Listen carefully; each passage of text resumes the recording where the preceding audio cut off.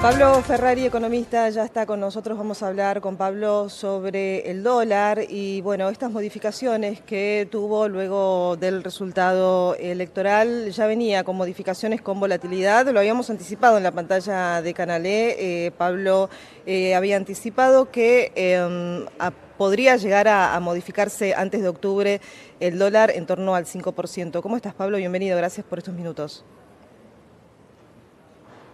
Buenas tardes. Gracias por sumarte. Bueno, contanos un poco lo que estás viendo en el mercado, ¿no? Y qué se puede esperar para los próximos días. Bien, lo primero que vemos, tal como lo describiste vos, que es sabido, es un pequeño salto en el tipo de cambio desde la jornada de ayer, con el incremento que se ve reflejado hoy en el dólar mayorista. Estamos a un 3 y pico por ciento de tocar el techo de la banda. Si subiera un 0,57% 6 jornadas seguidas, que es lo que está subiendo hoy a este momento, estaríamos en el techo de la banda. En 6 jornadas que tengan un incremento como el día de hoy hasta este momento. ¿Qué quiere decir eso? Estamos a nada del techo de la banda. La discusión que uno entrevé por informaciones que deja traducir la JP Morgan Sí. es una posibilidad, es o pegar un salto cambiario ahora y que directamente empiece a oscilar sobre el techo de la banda. Ahí el Banco Central va a tener que vender dólares, es decir, deshacerse de reservas para que no supere ese límite. Y otra cosa que se empieza a hablar es si se reinstala algún tipo de cepo para las personas físicas que fue liberado en abril. Puede ser un cepo light, quizás lo que se reduce es la cantidad de dólares que se puede comprar. De hecho, hasta abril se pueden comprar $200 por mes cada persona física. Sí. Es decir, lo que queda claro es que se agotó esta situación, las reservas están estancadas, el tipo de cambio crece y pensemos, Liliana, qué va a pasar en los primeros 10 días de octubre, cuando el decil 10, el sector más pudiente de la sociedad, incluso el decil 9, sepan de esta situación, tengan sus ingresos y vayan a dolarizarse. Claro. Este es el estado de situación innegable ya hasta por el propio gobierno. Bueno, el tema reservas, eso no va en línea justamente con el objetivo que tiene el gobierno con el Fondo Monetario. Ahí, Pablo, hay una disyuntiva, si se quiere, ¿no? El gobierno va a tener que hacer algún tipo de estrategias. ¿Crees que puede llegar a hacer algún tipo de modificaciones, teniendo en cuenta que también Milei dijo que va a seguir, ¿no?, con el plan actual? No hay mucho por hacer. Es decir, si se quiere de manera necesaria, va a tener que deshacerse de reservas. Si quiere mantener las reservas, va a tener que dejar que, arreglará con el FMI, no sé, que el tipo de cambio crezca. Es decir, para tener una contención del tipo de cambio hacen falta dólares, reservas, que venda el Banco Central. Si el objetivo es, aunque sea, no acumular, pero no perder más, el tipo de cambio va a crecer. No hay más que eso. Claro. Por más que se intervenga en futuros, por más que se intervenga en distintos dispositivos que afecten las tasas de interés, no hay mucha vuelta. Bien, bueno, tema tasas, ahí también tocaste un punto importante. Pablo, ¿qué va a pasar con eso, con las tasas que también golpean, ¿no?, en la economía real?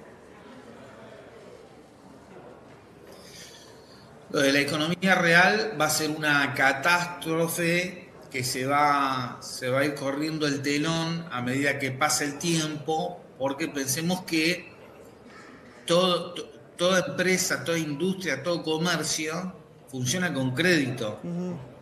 Si se encarece el costo de financiamiento en una situación donde hay una apertura importadora y hay una merma de la demanda, es lo que muchos le llaman una tormenta perfecta. Por lo tanto, la decisión de política económica es que el dólar no aumente, por lo menos hasta ahora, Sí. para que eso no se vaya a precios, y todo lo demás se puede cambiar. Todo lo demás es una variable dependiente de esto, es decir, si se tiene que contraer la economía, tiene que haber recesión, tiene que haber despidos, lo habrá, de acuerdo a la política económica del gobierno. Bueno, política económica del gobierno que ya tuvo una respuesta, por lo menos en la provincia de Buenos Aires, ¿no? La gente también votó en referencia a eso. ¿Cómo viste los resultados? Bueno, lo primero que sale de decir fueron resultados categóricos. En un momento parecía que en estas elecciones atípicas en cuanto que eran legislativas, no estamos acostumbrados a este tipo de escenario, es un escenario en general que está tras el nacional, acá se presentaron elecciones legislativas provinciales, el gobierno dijo que iba a ganar, después que estaban en situación de empate técnico, después que si se perdía por poco no era grave, la JP Morgan dijo que si se perdía hasta por 5 puntos, Sí. tampoco era lo más grave del mundo, pero que si superaba los 7 era grave. Estaba en 14 puntos la diferencia.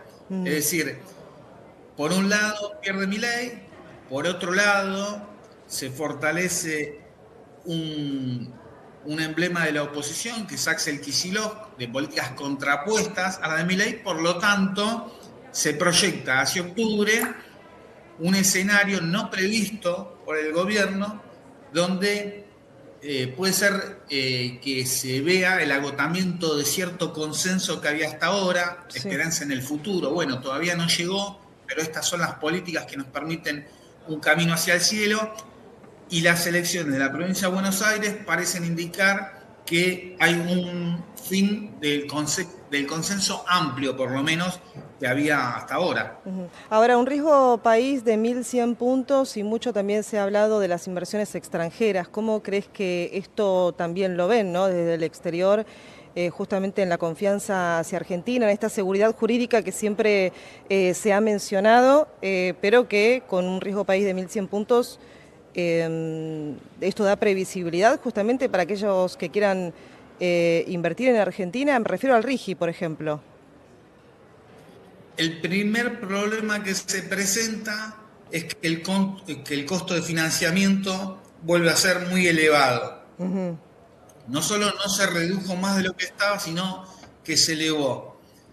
Después va creciendo el clima de una posibilidad de default o de impago, por lo menos transitorio, de bonos argentinos. Por eso cayeron los precios de estos instrumentos. Y por otro lado hay un tema. Acá lo que se está pidiendo para las inversiones, sobre todo extranjeras, son ciertas reformas estructurales. Por ejemplo, una reforma laboral de determinado tipo, más aguda que la que estaba aprobada en la ley de bases, una reforma previsional que implicaría un incremento de la edad de jubilación, entre otras cuestiones. Por lo tanto ¿qué pasa si no hay consenso en la sociedad? Cuando digo consenso, quiere decir, aunque sea un aval significativo en las elecciones de medio término para Javier Milei para continuar con esto. Bueno, evidentemente, por más que uno pueda pensar en formatos incluso más represivos que los desplegados hasta ahora, no hay condiciones viables para implementar ciertas reformas. Por lo tanto,